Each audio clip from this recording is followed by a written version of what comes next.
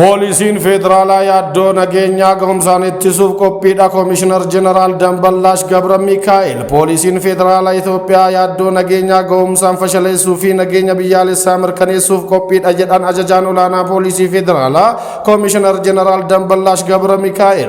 Hooggantoonni tarsiimaa poolisii federaalaa fi qondaaltonni poolisii olaanoon karoora nageenyaa yeroo ammaa Itoophiyaa irratti mari'ataniiru. Koomishinar Jeneraal Damballaash Gabra Mikaa'el wayita kana dhaabbanni isaanii xiinsammuu miseensota ijaaruun qophii yeroo maraa jabeessuu fi dandeettii hojii raawwachuun daraan guddisuun sirna heera mootummaa eeguu fi itti gaafatamummaa isaa sadarkaa olaanaan baachaa jiraachuu ibsaniiru. Itoophiyaan damee hundaan wayita guddina galmeessaa jirtutti qaamoleen nageenyaa fi guddina ishee hin barbaanne yaaddoo nageenyaa uumaniin wal qabatee aarsaa barbaachisu kamiyyuu kaffaluun yaaddoo nageenyaa kana fashaleessuuf qophiidha jedhan.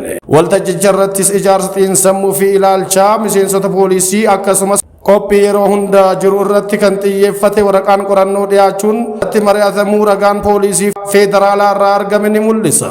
Saa'udiin lammiilee Itoophiyaa fi Yemanii jimaa kiloogiraama 240 seeraan ala dabarsuuf yaalan to'achuu ibsite. Lammiileen Itoophiyaa lama yoo ta'an bulchiinsa Asir jedhamutti eegdota daangaatiin to'atamuu miidiyaaleen Saa'ud Arabiyaa gabaasaniiru. Namoonni kunniin osoo jimaa kiloogiraama 40 ta'u seeraan ala dabarsuuf yaalan to'atamuu isaanii fuula feesbuukii eegdota daangaa irratti ibsameera. Adeemsi seeraa jalqabaa shakkamtoota irratti eegalamus kana keessatti ibsaniiru. Namoonni kunniin kontiraabaandii waliin qabaman waliin waajjira mootummaa dhimmi ilaallatutti dabarfamuun isaanis ibsan. Qaamoleen nageenyaa biyyattii lammiileen akkasumas jiraattonni hunduu gocha daddabarsa baala sammuu hadochuu yookiin daldala seeraan alaa fi daddabarsa namootaa irratti odeeffannoo qaban hunda irratti akka eeruu kennuu danda'an dhaamaniiru. Bulchiinsota Makkaa, Madiinaa, Riyaadii fi kutaalee bulchiinsa bahaa keessatti lakkoofsa bilbilaa 911 fayyadamuun akka eeruu kennan akkasumas kutaalee kaan keessatti 999 yookiin 994 fayyadamuun akka eeran ibsaniiru. Gaazexaan Saud Arabiyaa Saud Gaazet jedhamu ammoo lammiileen Itoophiyaa fi Yemanii waliigalatti 14 ta'an jimaa kiloogiraama 240 ta'u osoo seeraan alaa daddabarsan to'atamuu gabaase. Akka gabaasa gaazexaa kanaatti taateen kunis kan mudate bulchiinsa Asir keessatti. Godaantonni Itoophiyaa hedduun Saud Arabiyaatti manneen hidhaa garaagaraa keessatti kan argaman yoo ta'u kanneen murteen du'aa irratti darbee fi murteen isaanii raawwatames jiru jedhan. Godaantota du'aan adabde jimaa fi baala sammuu hadochan daddabarsaniiru jechuun himatte. Lammiileen Itoophiyaa dhimmi isaanii kanaan wal qabatu 60 ta'an keessaa kanneen ajjeefaman 21 ga'u Human Rights Watch dabalatee jaarmiyaaleen mirga namoomaa idil addunyaa hedduun gabaasaniiru. Ergitoonni Itoophiyaa fi Chaayinaa waliigalteewwan doolaara miiliyoona 300 fi miiliyoona 40 mallatteessan. Ergitoonni Itoophiyaa fi Chaayinaa waliigalteewwan kontiraataa doolaara miiliyoona 300 fi miiliyoona 40 ol mallatteessaniiru. Waltajjiin daldalaa ergii Itiyoo Chaayinaa ministeerri daldalaa fi walitti hidhamiinsa naannawaa fi embaasiin Chaayinaa waloon qopheessan Finfinneetti gaggeeffamaa jira.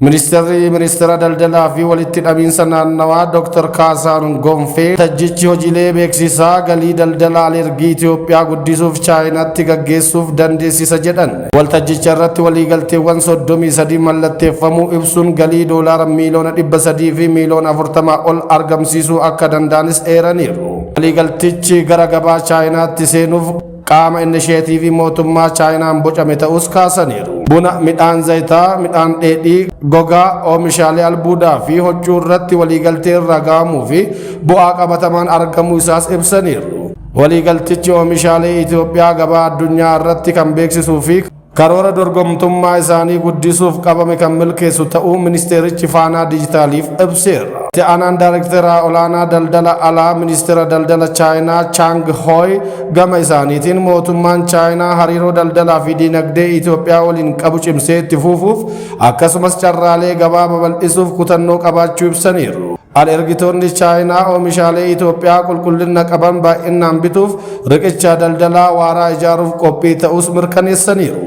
Hawaasa ogummaa gonfateen hojii uummatu horachuun rakkoo hojii dhabdummaa xiqqeessuuf xiyyeeffannoon hojjetamaa jira jedhame. Waajjirri carraa hojii uumuu fi ogummaa bulchiinsa magaalaa Shaashamannee leenjii hubannoo karooraa fi sagantaa piroojeektii biqaa shaakallii ga'umsa gocha hojii irraa baajata dabalataa marsaa tokkoffaa fi raawwii hojii ji'a tokko irratti qooda fudhattoota waliin mari'ate. Gaafatamtuun waajjira carraa hojii uumuu fi ogummaa bulchiinsa magaalaa Shaashamannee aadde Masarat Tasammaa magaalichaatti sagantaa shaakallii hojii irraa piroojeektii biqaatiin kanaan dura dargaggoota hojii dhabeeyyii hedduu ta'aniif leenjii mala jireenyaa adda addaa kennaa kan turanii fi ga'umsa barbaadamu gonfachiisuun hojiitti galchuun kan danda'ame ta'uu ibsaniiru. Sagantaa shaakallii hojiirraa dargaggoota piroojeektii biqaatiin carraa hojii dargaggoota keenyaaf uumamaa jirus agarsiiftuu milkaa'ina hojichaa ta'uu eeruun dargaggoonni sagantichaan deeggaramuun caalalamanii hojiitti yeroo seenan xiiqiin hojjechuun jiruuf jireenya isaanii fooyyeffachuu bira darbanii dargaggoota kanneen birootiif carraa hojii uumuu akka danda'aniif xiyyeeffannoon irratti hojjechuun